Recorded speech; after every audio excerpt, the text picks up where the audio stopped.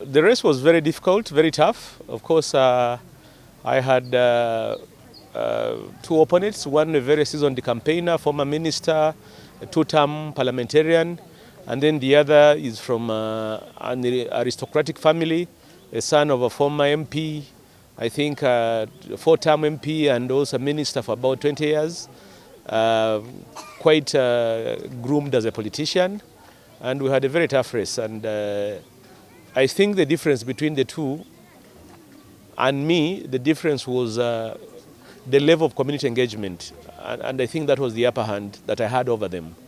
Because resource-wise, I think they were more resourced than me, but I was more grounded to the community, and I was more appealing. And my manifesto, my issues were more resonating with the community. Issues around health, education, economic empowerment, sports, and so on and so forth. They were more resonating to the voters, and I think that's what gave me an edge. And before the lining up, you couldn't tell the difference.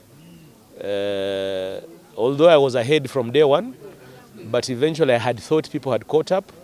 But the lining is where the difference was found, because it eventually turned out a landslide.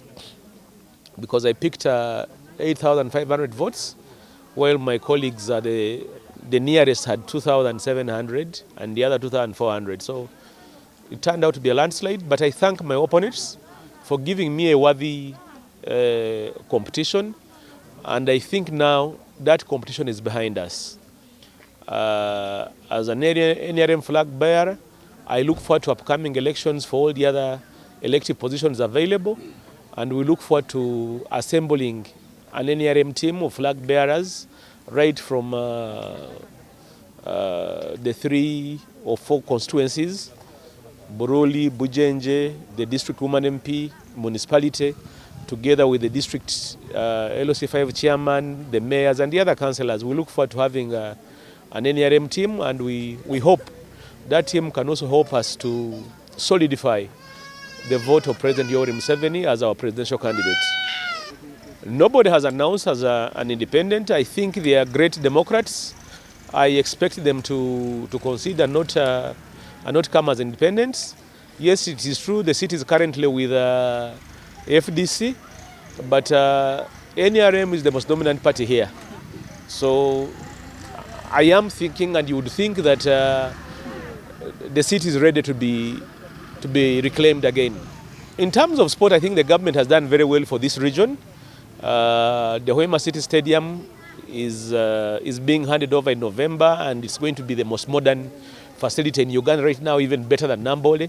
Remember, Nambole is going to go through another phase, but as it is now, the Hoima City Stadium will be the most modern stadium in the country.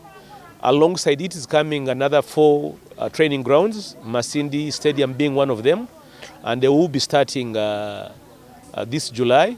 Masindi will be the biggest of all, obviously, with a running track, proper drainage, a good irrigation system, lights, standard dressing rooms. So this region will not be the same again in terms of sports.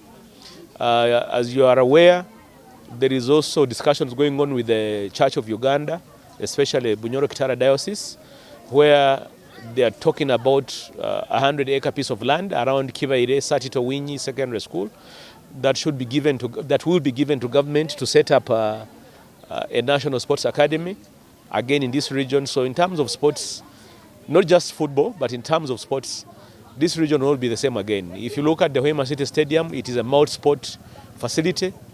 It has 2 basketball courts, it has an Olympic-sized swimming pool, it has volleyball courts, it has an indoor and arena. So it's not just football.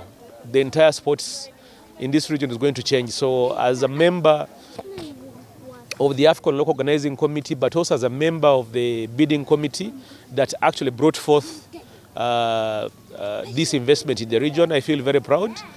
And I think I am going to build on that as a parliamentarian. If I go through in January in the general elections, I am going to build onto this to ensure a lot of infrastructure investment comes into the region, both in health, education, technical schools, economic empowerment funds over and above PDM and the Mioga. So as a region, we should be doing, we should take up these government programs and ensure that our people benefit from them. But we are going to be very big on education, on health. As you know, our education system, especially in this area, we solely now rely on private schools. The government schools are coming down. In some areas, they're not even there. So that's another area we're going to be looking at. Health. Our hospital here in Masindi was built in 1923. It's 103 years old as a 100-bed hospital. You can imagine the population growth and the decay in that place for 100 years. No significant investment has been done over the last 103 years. So that's one other area we're going to be focusing on, but also the health center tools that are supposed to be in every parish. We don't have them.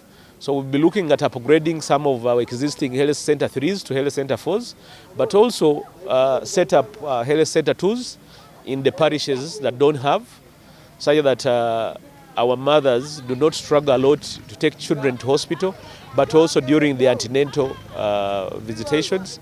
But also some of our primary school children are walking as much as 8 kilometers to access a primary school.